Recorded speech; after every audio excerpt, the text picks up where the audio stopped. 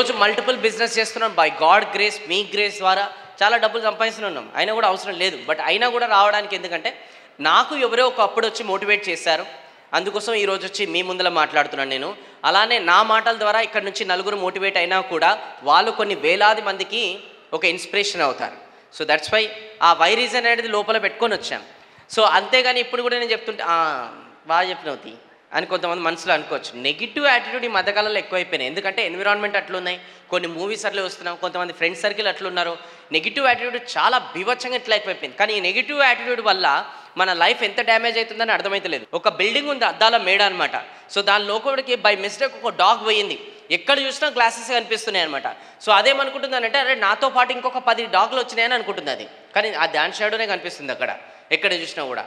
So అది ముంగడికి వెళ్తే ఆ డాగులు కూడా ముంగడికి వస్తాయి. అది ఇట్లా అంటే ఆ డాగులు కూడా ఇట్లా అంటున్నాయి. అది అని అనుకుంటుంది, కానీ దాని షాడో అది. ఓకే, ఇక అది అద్దంకి వెళ్ళి గట్టిగా డాష్ ఇచ్చింది దాన్ని కొడదామని చెప్పేసి. దానికే దెబ్బ తాకింది, అది చచ్చిపోయింది.